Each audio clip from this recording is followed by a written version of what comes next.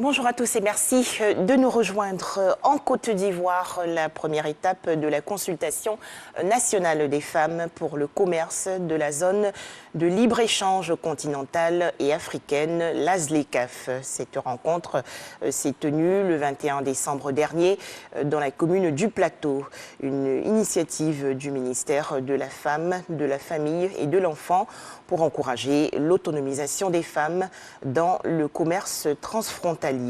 Plus de détails dans le journal de 13h. Des fêtes de fin d'année 2021 et le nouvel an 2022 sans accident de la route et sans perte humaine en Côte d'Ivoire. C'est l'objectif du ministère des Transports et de l'Office de sécurité routière, l'OSER. Ces deux structures multiplient donc les sensibilisations dans le district d'Abidjan. La cible, les automobilistes, les passagers et même les piétons. Le point dans ce reportage de Théodore Zouzou et Franck Quadio.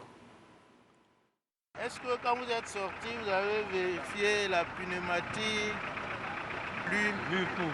Voilà. Donc, je suis en train de vous dire qu'il faut un minimum d'entretien sur le véhicule. Soyons prudents sur la route. La sécurité routière, c'est l'affaire de tous.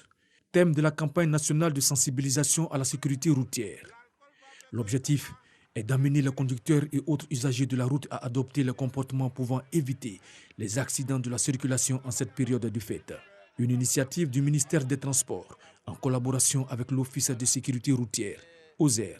La route nous permet de faire rapidement nos activités, mais la route aussi tue.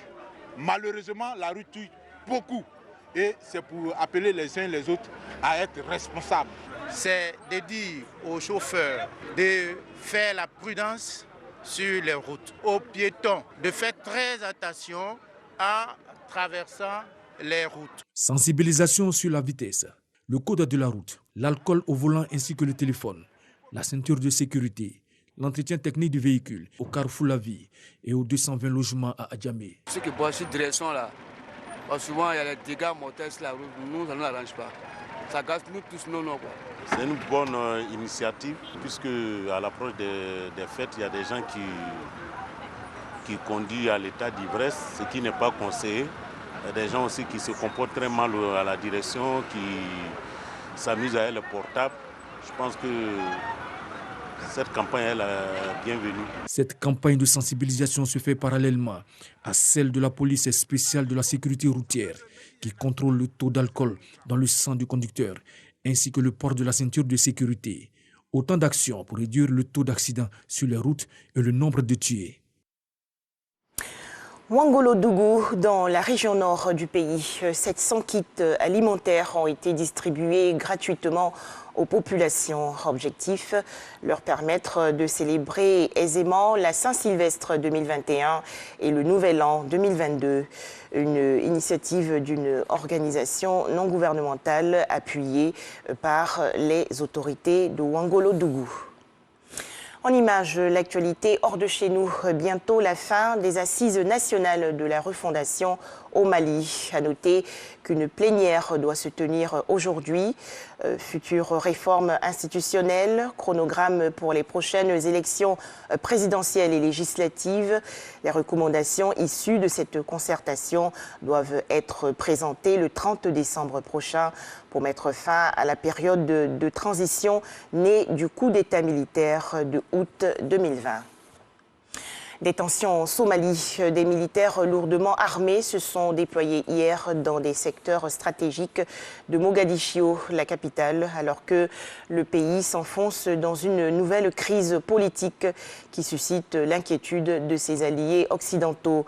Des soldats loyaux au Premier ministre Mohamed Hussein Roble ont pris position aux alentours du palais présidentiel au lendemain de l'annonce de sa destitution par le président Mohamed Abdoulaye Mohamed, alias Farmajo.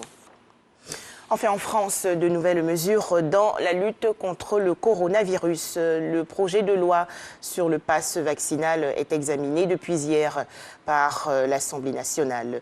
Si le document est avalisé par les parlementaires, il va entrer en vigueur à la mi-janvier et ne permettra plus de fréquenter les restaurants, cinémas et autres lieux actuellement soumis au pass sanitaire aux personnes munies uniquement d'un test négatif. Le gouvernement français répond aujourd'hui aux critiques face à ces nouvelles mesures sanitaires. Voilà, merci de nous avoir suivis. À 13h, le journal.